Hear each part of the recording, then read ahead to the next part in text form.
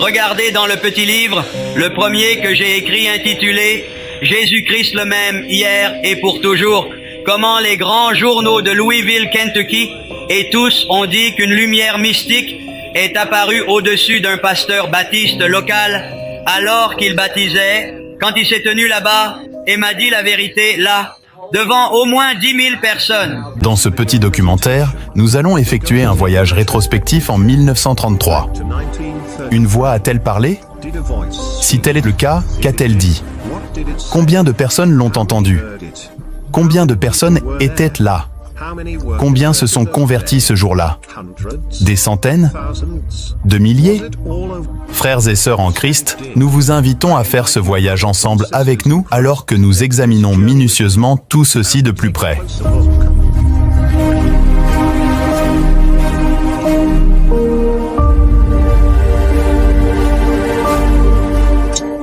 Corinthiens 14, 7 à 8. Si les objets inanimés qui rendent un son comme une flûte ou une harpe ne rendent pas des sons distincts, comment reconnaîtra-t-on ce qui est joué sur la flûte ou sur la harpe? Et si la trompette rend un son confus, qui se préparera au combat? Cela nous amène à la prochaine question qui demeure difficile à aborder. Combien de personnes ont-elles été vraiment baptisées ou converties? Je me rappelle, nous étions environ 500 debout là-bas. La fois où j'ai baptisé 120 personnes, à peu près à cette période de l'année, ici, au bord de la rivière, j'avais peut-être baptisé de 200 à 300 personnes cet après-midi-là. Et quand ils m'ont ramené, qu'ils m'ont fait sortir de l'eau, les diacres et tout, les gens sont venus, ils m'ont demandé que signifiait cette lumière. J'ai tenu mon réveil. Je baptisais 500 personnes. Mais convertis, après 2 semaines de série de réunions, au pied de Spring Street. Mon premier grand réveil, environ 1000 convertis, et je les baptisais là-bas dans l'eau. J'étais en train de conduire la 17e personne dans l'eau. Nous savons que baptiser 1000 personnes en une seule journée est un immense travail. Bon, il y a d'autres citations où le même frère Branham a mentionné qu'il a baptisé 500 personnes. Pour être un peu gentil, au lieu de 1000 conversions, disons seulement que William Branham n'a baptisé que 500 personnes. En donnant 2 à 3 minutes à chaque individu, cela voudrait dire qu'il a eu un service de baptême qui a duré 16 à 25 heures du temps. Pouvez-vous imaginer une telle chose? Il faut y réfléchir sérieusement. Passons maintenant à la question suivante. Quel est le nombre de personnes qui ont été réellement témoins de ces baptêmes?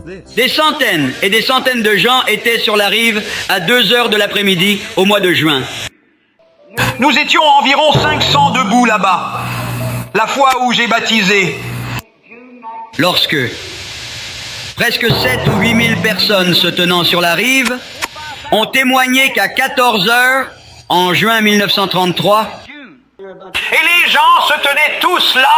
Il y en avait des centaines et des centaines. Oui, 4 ou 5 000 personnes, peut-être plus, le long de la rive. C'était un très chaud après-midi de juin. Environ 10 000 personnes se tenaient sur la rive quand un après-midi... Frères et sœurs, regardez vous-même ces chiffres. Ne sont-ils pas que des exagérations évidentes? Dans les années 30, selon les bureaux de recensement, la population de Jeffersonville, Indiana, était de 11 946 habitants. William Branham voudrait donc nous dire que presque toute la population de Jeffersonville s'était rassemblée lors de son service de baptême.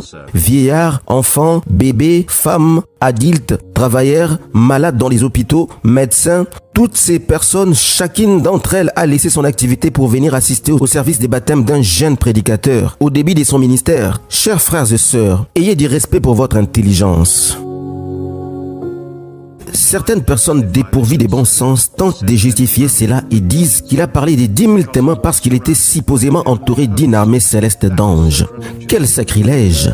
Les anges pouvaient-ils vraiment crier?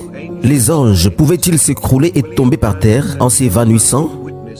Quand William Branham parlait des 10 000 témoins, il faisait bien évidemment référence aux frères des êtres humains. Frère Snelling, qui était présent à ses services de baptême de 1933, a dit que si nous avions même atteint 100 personnes, ce nombre aurait été considéré comme une foule à l'époque. Graham Snelling, pasteur associé, pensait que William Branham devait réparer certaines choses avant de mourir. Pour en savoir plus, il y a un lien dans la description.